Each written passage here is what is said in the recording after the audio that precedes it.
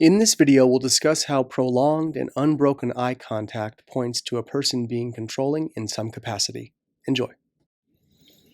Hey everybody, we're going to talk about seeing excessive control emanating from the face.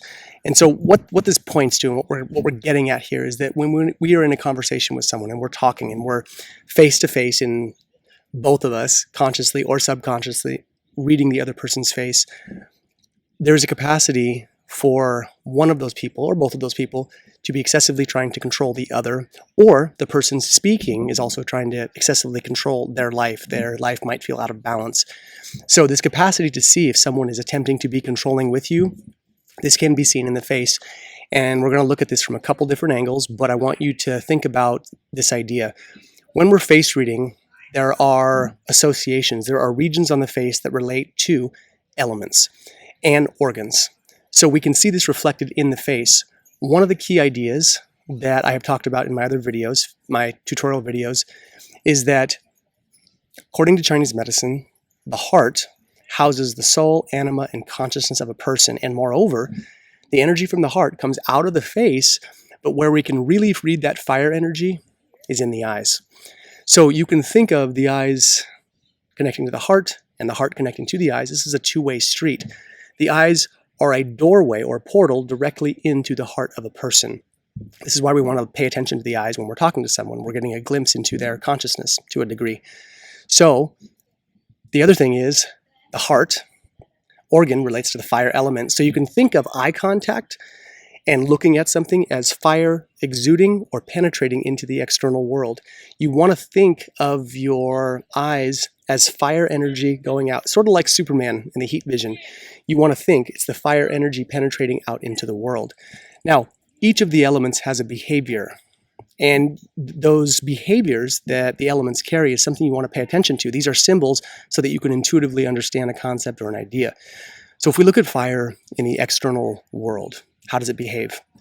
It's quick moving, it's adapting, and it doesn't have a ton of form. So think about a fire, a campfire. A campfire, which is contained, if there are high winds or some unpredictable external input, it can very quickly turn into a forest fire.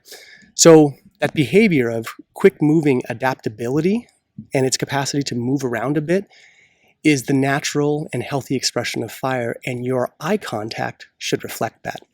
So where we can see excessive control, or a person excessively trying to control themselves or another person, is through direct, prolonged, unbroken, and unwavering eye contact. That is the fire element coming out excessively and burning something. So in the same way, if you hold a magnifying glass and you channel sunlight through it, if you hold it in one place and don't move it, what happens? You burn the thing in front of it. You want to think of your eyes and the energy coming out of your soul or your consciousness. You want to think of it like that.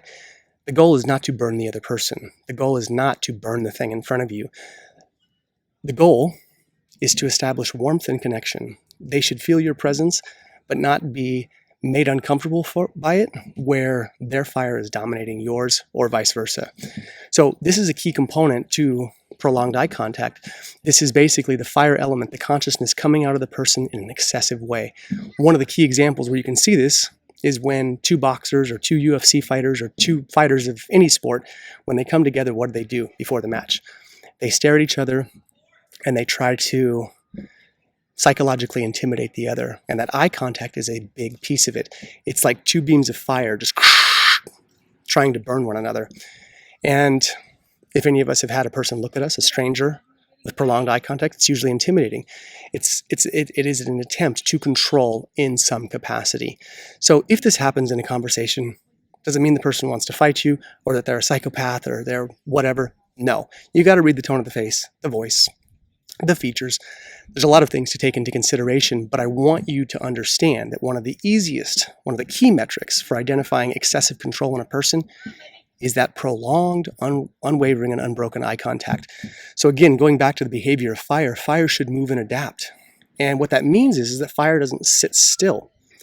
Fire moves, which means healthy expression of the fire element coming out of a person's face is where the eyes move around. Some of the most highly influential and persuasive people who can really articulate their ideas well do this masterfully. couple key examples that come to mind are Tony Robbins and Jordan Peterson. These people can really articulate an idea well, and they can be very persuasive in terms of how they present their information.